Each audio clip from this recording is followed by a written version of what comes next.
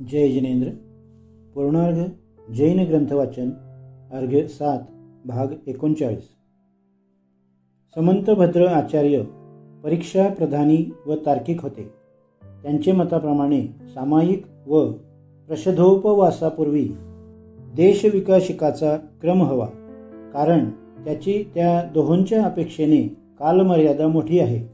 त्यांना हे पण तर्कयुक्त वाटले नाही की मरणाच्या वेळी केली जाणारी सल्लेखना आजीवन अभ्यास केल्या जाणाऱ्या शिक्षाव्रतात कशी येईल, म्हणून त्यांनी त्या ठिकाणी वैयावृत्त नावाचे शिक्षाव्रत मानले। त्यांनी श्रावकांच्या व्रतासंबंधी मूलगामी संशोधन केले। अतिथी संविभाग हे नाव अपूर्ण वाटले, म्हणून वरील नाव दिले गेले। त्याचप्रमाणे भोगोपभोग परिमाणाचे अतिचार केवळ ते भोगासंबंधीच वाटतात, म्हणून त्याचा वेगळा विचार मांडण्यात आला। समंतभद्रांनी अर्हत पूजनाचे वर्णन वैयावृत्तमध्ये केले।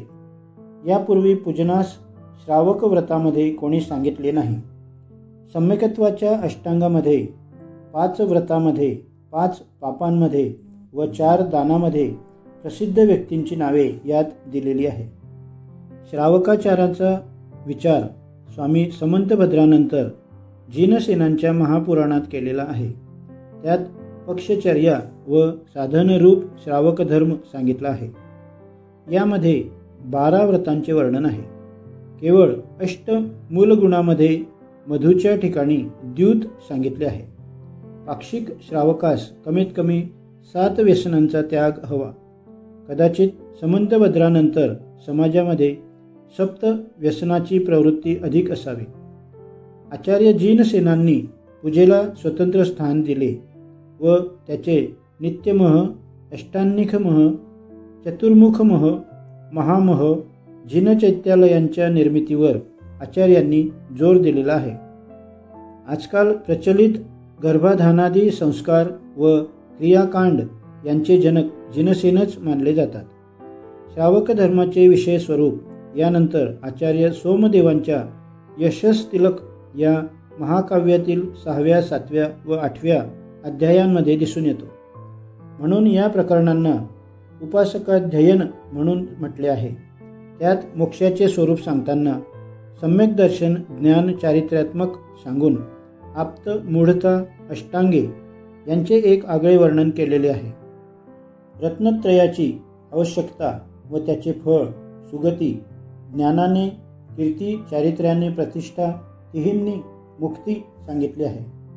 यातील विशेषता म्हणजे मद्य, मांस, मधु व 5 उदुंबर फळांचा त्याग। 5 अणुव्रतांच्या ठिकाणी 5 उदुंबर फळांचा त्याग सांगणारे सोमदेव हे पहिलेच। यावरून मूलगुणासंबंधी 2 परंपरा सुरू झाल्या। एक जिनसेना पूर्ववर्ती आचार्यांची व दुसरी सोमदेवांची। एवढेच नव्हे तर सोमदेवांनी केलेल्या मकारादियांचे वर्णन उत्तरवर्ती आचार्यांनी मानले आहे। त्यांच्या म्हणण्याप्रमाणे मांसाहारींना दया नसते, मद्यपान करणाऱ्यांना सत्य दिसत नाही, मधु व 5 उदुंबर फळांचे सेवन करणाऱ्यांना क्रूरता सोडित नाही।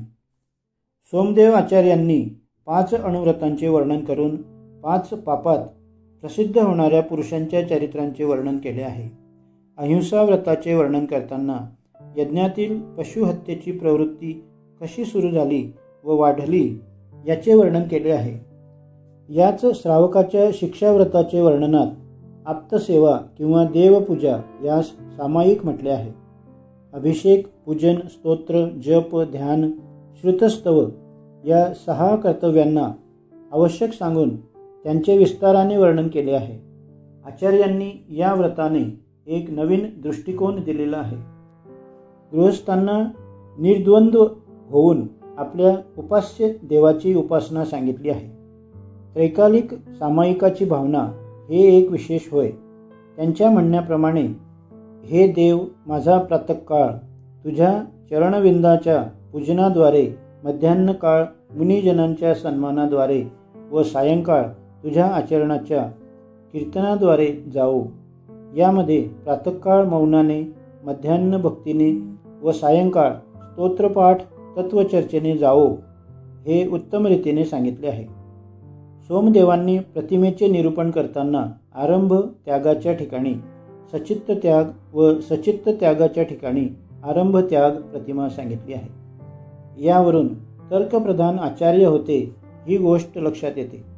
सोमदेवांनी उपासकाध्ययन व उपासकांच्या चर्चेची सांगोपांग चर्चा केलेली आहे. यानंतर आचार्य देवसेनांनी भावसंग्रह ग्रंथात 5व्या गुणस्थानाचे वर्णन करीत असताना श्रावक धर्माचे विस्तारपूर्वक विवेचन केले आहे. यांच्या विवेचनात पण 8 मूलगुणांचे निरूपण आचार्य सोमदेवाप्रमाणे आहे. यांनी सर्वांनी केलेल्या अणुव्रत, गुणव्रत, शिक्षाव्रत, प्रतिमा, सप्तव्यसने, व्रतातिचार आदींचा उल्लेख न करता त्यांना गृहस्थांच्या पुण्य, पाप, धर्मध्यान इत्यादी भावांचे वर्णन करणे अभिप्रेत होते हे लक्षात येते. त्यांच्या म्हणण्याप्रमाणे गृहस्थांना सालंब ध्यान संभव नाही, म्हणून त्याने पुण्यवर्धक कार्य, पूजा, व्रतविधान, उपवास इत्यादिकांचे पालन करावयास पाहिजे. त्यांनी देवपूजेवर विशेष जोर दिलेला आहे. पुण्याचे वर्णन करताना ते म्हणतात की पुण्यामुळे विशाल कुल प्राप्त होते, 3 लोकांची कीर्ती प्राप्त होते, यौवन व तेज प्राप्त होते. अमितगती आचार्यांनी अमितगती श्रावकाचार ग्रंथ लिहिला. त्यामध्ये त्यांनी विशेष निरूपण केले आहे. धर्म महत्ता, मिथ्यात्व त्याग, सम्यकत्व ग्रहण, सप्ततत्व, अस्थिसिद्धी, सृष्टिकर्तृत्व इत्यादी विषयावर विशेष चर्चा केली आहे. शेवटच्या 3 परिच्छेदामध्ये क्रमाने शील, 12 तप, 3 शल्य, दान, पूजा, सामायिकादी षडावश्यके यांचे विस्ताराने वर्णन केले आहे. आचार्यांनी सप्तव्यसनांची चर्चा 46 श्लोकामध्ये केली आहे. प्रायः अमितगती आचार्यांनी पूर्ववर्ती आचार्य उमास्वामी व स्वरूपाख्यानामध्ये सोमदेवांचे अनुसरण केले आहे. श्रावकाचारावर पुरुषार्थ सिद्धयुपाय म्हणून एक स्वतंत्र रचना अमृतचंद्र आचार्यांनी केली.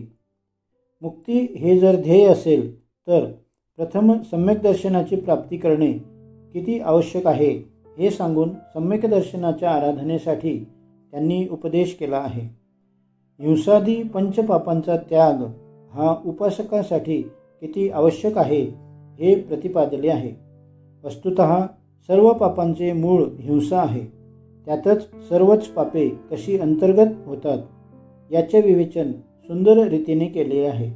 हिंसा अहिंसेचे असे निरूपण अन्यत्र कुठेही दिसत नाही. आचार्य वसुनंदींनी 11 प्रतिमेचे वर्णन विस्ताराने केले आहे. श्रावकास प्रथम सप्तव्यसनाचा त्याग कसा आवश्यक आहे हे सांगितले आहे. पंडित आशाधरजींचे सागार धर्मामृत हे श्रावकांच्या आचारावरील शेवटचे वाक्य. यानंतर आचार्य प्रणीत किंवा पंडित प्रणीत ग्रंथ नाही. या ग्रंथात श्रावकांच्या संपूर्ण आचार संहितेचे प्रासादिक विवेचन आहे.